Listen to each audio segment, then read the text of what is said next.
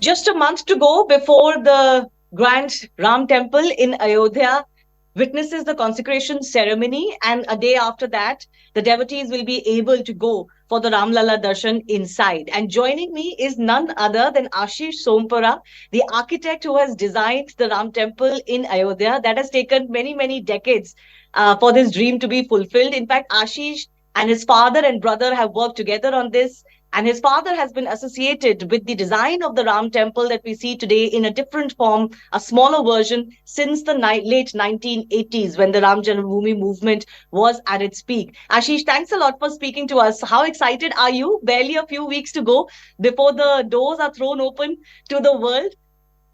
Very excited because it's since a long time we are waiting to happen this, and we all are with the family and everyone was anxious when it's going to be. When you design something and it's going to be created, and it is the most precious moment for the architect because your design is going to be in reality, and Hmm. this such a big project and such a big thing which is happening with connected with the people, the dharma, the politics, everything. It has been Hmm. the whole thing with the in the minds of all the people. So obviously, it's a great moment for us.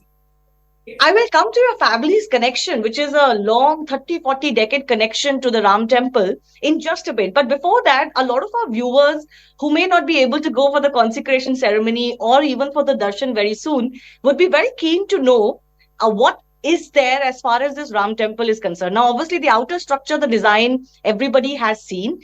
This temple is built in the Nagar Shaili, which is one of the three Shailis adopted in India. Can you tell us a little bit more about what does that mean? What is this Shaili and what features does it have in design? Yeah, basically, if I can say, there is total overall, if you can say, it's in very ancient India, it was 16 Shailis Hmm. in all over the India, which has been spread throughout the Bruhad India, you can say, where the most of the even Pakistan and everything Hmm. like that. There was a 16 Shailis. Now, though in the present time, only three Shailis which has been you can see and can visualize is Nagar Shaili, it's Vasera, and it's Dravidian Shaili. Nagar Shaili is basically practiced in the northern Indian side, like Gujarat, Rajasthan, MP, UP, and Hmm. all. In the middle India of the like Orissa, Bengal, that's belt. It is what Vasera. Because if you see in the Shikhara designs are completely different in Orissan style. It is only Hmm. a single structure with a single kalasha.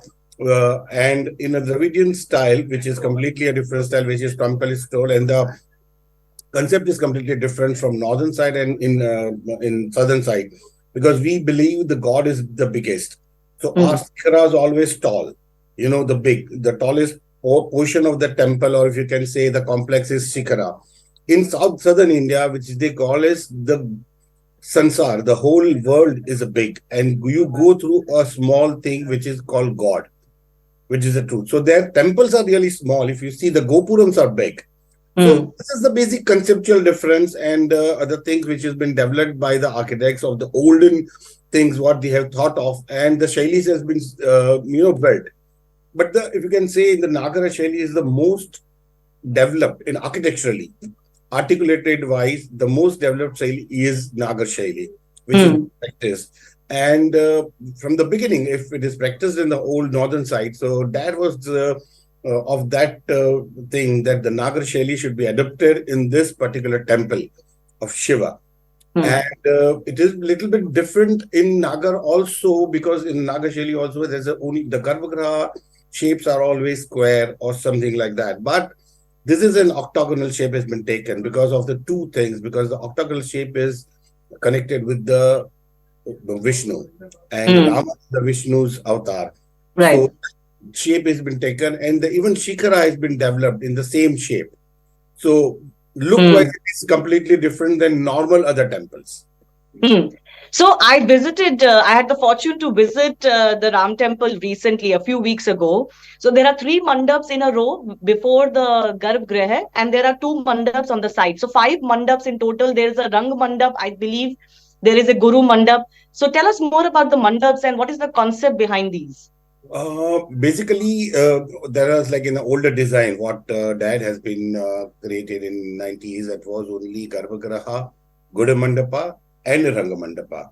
So Hmm. that was the only thing. And the Sindhwar, the Chowki, was there Hmm. at the time. But after the long time has been gone, and the media and everyone has been built, and the people also is, starting liking the whole idea of the Ram Mandir. Everyone was anxious to see the how Ram Mandir is going to be. Though we thought the footfall will be much more than Hmm. any other thing. So Hmm. it was been like taken like the footfall. The ground floor area should be increased. Because Hmm. at the time, the first design also have two stories. Hmm. Ground floor is going to be a Ram Lalla, and on the first floor is going to be a Ram Darbar, the Yes. Ram Darbar. Hmm. So at that time also that was there, but after the time has gone, almost 30 years has gone past after that. So it was like thought of that the design also should be bigger Hmm. because of the footfall area. So we have just increased in the thing, like two mandaps on the sides and one more mandap on the front itself. So Hmm. again, after the Rang mandap, there's going to be a Nritya mandap. Hmm. The sides we have again increased the floor area like Kirtan mandap and Prasna mandap. Like if you see in a normal days, like in a big, very at the time where the public, the people, the devotees of a very large volume, then it's not going to be a time for the people to just stay or something, do something, because it's just Hmm. you just move and just do the darshan. But in a normal day where the people are not that much of a people, Hmm. where so at that time, if someone wants to do just prarthana in the temple. So that's a special manda for them. Just For go that, there yes. and do the prarthana. And other people who are for going for the darshan, they doesn't disturb.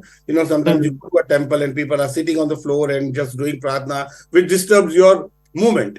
Hmm. Hmm. Hmm. Even other temples, if you have seen that sometimes it's going to be a month's kirtan, long time Hmm. kirtan is going on, all that stuff is going on the same. So for that also we have created one A mandapa, separate mandap. a separate mandapa, where you just go and do the 24 hours kirtan or whatever you want to do. Hmm.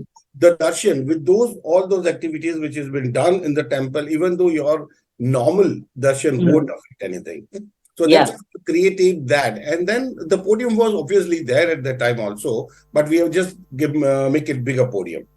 Yes, absolutely. I want to ask you about the Garbhagriha. I saw that the Garbhagriha was octagonal. It has marble walls, and there's a lot of nature that has been depicted on the walls. So, does that also come from some sort of ancient form?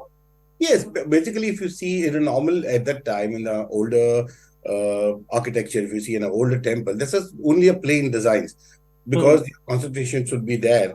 But nowadays, it has been practiced that the wall of the Garbhagriha should be in a certain way, the carving it should be then. So we have thought of that Rama leaves a lot of time in one, you can Hmm. say, Hmm. nature. So why Hmm. don't the Ram Lalla, it has to be taken in that particular form, like Hmm. surrounding the nature. So where Yes. whole the bale, the patti, fool, and everything is there surrounding him, and he's sitting in the center.